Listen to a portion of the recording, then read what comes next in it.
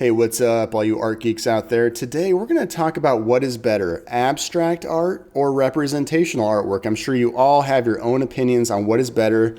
Some people love abstract, some people like representational art, and representational art is a pretty big term. It means anything that's based in life. It could be a still life, it could be a landscape, it could be a portrait, it could be all kinds of things that are based in reality.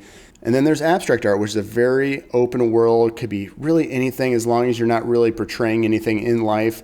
There are so many different ways to approach abstract art. I think it could be argued that abstract art is a little bit more limitless in its possibilities versus representational artwork, but I think it's easy to argue that you could blend the two together. Of course, that's what I like to do. I like to blend these two together. Now, this one that we're watching today, though, this one is basically just a impressionistic styling for a portrait. There's nothing really abstract about it. There's a couple nice expressionistic brushstrokes happening here and there, but I wouldn't say this painting that I'm doing today goes past the impressionism too much. This is really just a straightforward portrait with some nice loose brushstrokes. So it is locked right in the middle of that representational artwork I'm talking about. So let's go ahead now. We're gonna get to talking about this here in a second, but I want to quickly mention that I do have a Patreon account with a bunch of portrait tutorials, portrait painting exercises. There's even some art downloads where you can download some of my art and then print it out for yourself. Now that I have that out of the way, let's go ahead and talk about what is better, abstract art or representational art. And I will tell you right now, I don't think either one's better than the other. That's not really what this discussion is going to be about, but I know a lot of you out there are probably in your early years of painting. You're still trying to figure out your voice. You're trying to figure out your style, and there's so many different ways to go. You may be in that place where you're like, what do I want to do, abstract art or representational art? Do I want to mix the two together? And that's kind of where I landed. I ended up landing in a place where I mix the two together. It's both abstract and representational. Now, I will say the painting we're looking at here today, this one is pretty much just purely representational art. It leans into the Impressionism style, but I don't think there's anything too abstract about how this painting ends up. I just wanted to do a quick little sketch, a quick little study with these colors over the weekend. So I decided not to get too crazy with the abstraction on this one, but if you look at any of my other work on my website or through Instagram, you're gonna see a bunch of portrait paintings and abstract paintings that are mixed together. There's a lot of abstraction happening with my portraits. So go ahead and check that out too while you're at it. So let's go ahead and get started with abstract art first. Let's talk about the pros and the cons, starting with the pros of abstract art. So what's one of the best parts about abstract painting? I think just based on my limited amount of abstract painting that I've done over my lifetime, I've done some abstract painting. I did that really early on when I was trying to get a handle with colors. I just focused on abstract painting to get a hold of all the color mixing, all the different things you can do with paint. And when I look at a lot of other abstract painters, especially in this group I'm with, where we critique each other's work, there's so many different abstract artists. I find it really hard to critique abstract work because there's so many different ways to interpret abstract art. I don't know exactly what the artist is always trying to go for with their art. So it's really hard to critique because it's limitless. It's really up to the artist's point of view to decide where it's going to go. And it's really hard to say, is this good or bad art? Now, when you look at abstract art, of course, there's some basic things you can do to decide whether it's good or bad. You can look at tonal composition. You can look at the line work. You can look at all those design properties that are supposed to be built into any piece of artwork and decide whether those are organized correctly or not. But there are many artists out there that break all these rules and become very successful artists. So you just never know. You never know if breaking all these rules is going to make you a successful artist, if people are just going to think you don't know what you're doing. It's really up to the viewer in a lot of ways, and it's really up to a lot of galleries to decide whether they see something that is quality in the work you're doing when it's abstract. So if you are getting started with abstract work, I'd say try to focus on certain things that will make it look like you know what you're doing. Try to go for a good tonal composition. Try to have good color organization. Try not to have just every color under the rainbow thrown into a piece of work. I think that's where a lot of artists maybe mess up initially, is they think, oh, I'll just throw every single primary color onto this painting. I'll put them all over the place. There will be no organization to it whatsoever. And I think that maybe is where a lot of abstract artists get tripped up in their early parts of their journey. But let's go ahead and talk about the pros. So the first one is, and I think I've already kind of touched on this, is freedom of expression. I think that's one of the biggest pros of abstract art is you can put anything that's in your mind onto the surface. Now, if what's in your mind is representational to some degree, that's okay. If you end up leaning a little bit into something that maybe looks like a sunset or looks like a landscape, but it's not, it just happens to be organized in a way that the composition gives it that feel of a landscape, it doesn't mean it's not abstract. It maybe just has a little bit of leanings towards representational. There's really no cut or dried line between representational and abstract. There can be a very gradual shift from one to the other.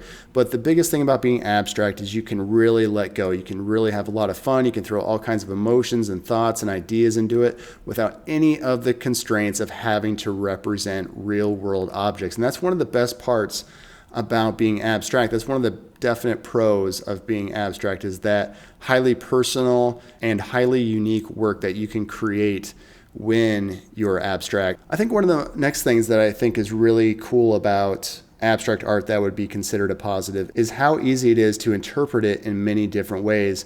You could have one viewer that thinks it's a very sad looking painting. You could have the next person think it's a very happy, positive painting.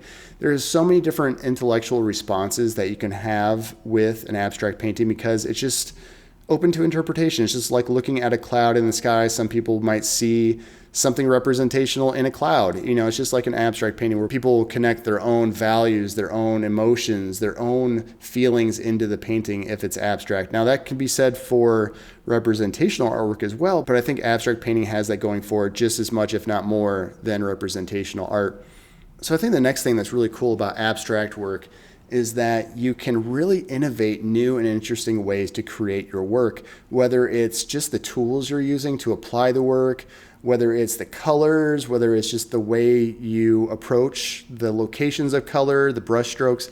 There are so many different ways to innovate a brand new way to create abstract painting. And that's definitely another positive to abstract work. So let's talk about the cons now of abstract art. The first one I think is that some people may have a difficult time understanding or relating to the abstract work. They may not get it as easily as they would something that's based in life. When they look at something like a still life or a portrait, they go, oh, there's a person or there's a coffee mug, whatever it is that you're painting, they'll say, oh, I get it, you're painting that. That makes sense.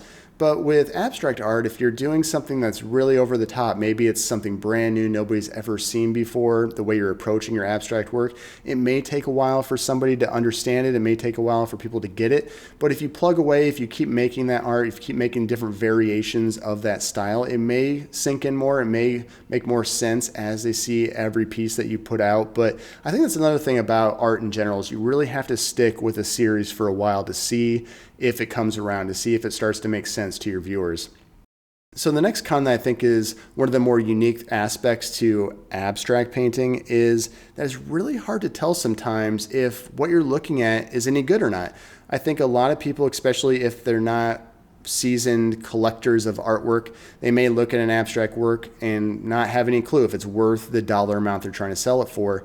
If you put 5 works up from different levels of abstract painters that are at different points in their career, it may be hard to tell which one is the $10,000 piece of artwork and which one is the $100 piece of artwork. So that's another thing I find that is more unique to abstract painting is what the skill level is of the painter creating it, because with portrait painting or with still life painting or things that are based in reality, if somebody's creating a hyper real painting of something that's based in reality and you look at it and go, wow, that's very realistic, you know right off the bat that person definitely has some skill.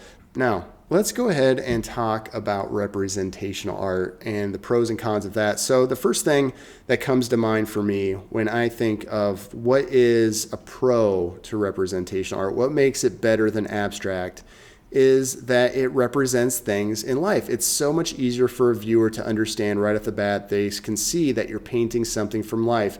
It could be a person, it could be a place, it could be a landscape, it could be a cityscape, but it makes it much more accessible and easier for most people to understand and relate to right off the bat because they get what you're doing. So that's the first thing that I think representational art has going for it. That doesn't necessarily make it better than abstract, it's just one of the things that has going for it.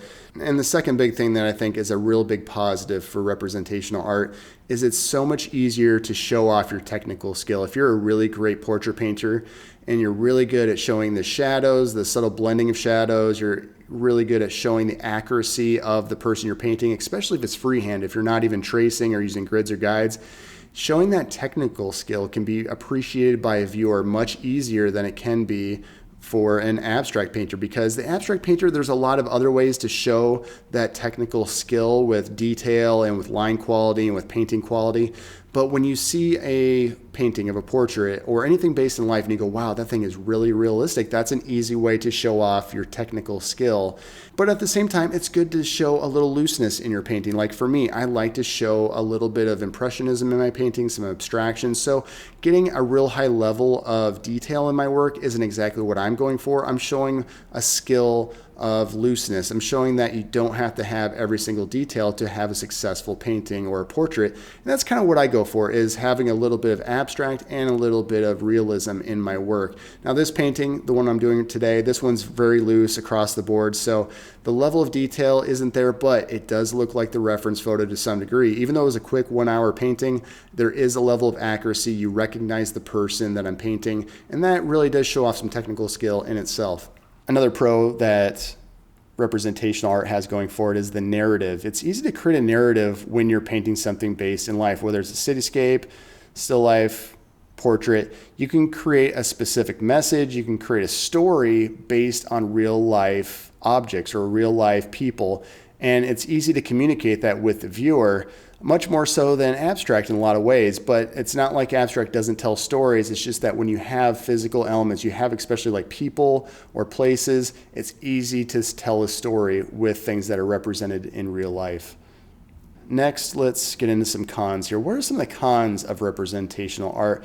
I think the first thing is that I think would be argued, especially from abstract painters, is they feel limited. When you talk to an abstract painter and they maybe say that they used to do representation art, they used to paint from life, they maybe will say that the one reason they switched to fully abstract is that they felt limited by their creativity when they were doing something based in life. They felt like they were held down, they felt like they were anchored by these real life objects or these real life places, people, things, whatever it is, and it would get in the way of all the things they wanted to express with their work. And finally, the second con that I think that representational art has is that it's harder to innovate. When you're held down by painting something from life, there's only so many places you can go unless you decide to use abstraction or decide to have more abstract elements in your work. If you're going for purely accuracy of the reference image, or if you're painting something from life, there's really only so much you can do. There's brush strokes, there's how loose or tight you can paint it, there's the color palettes you can use.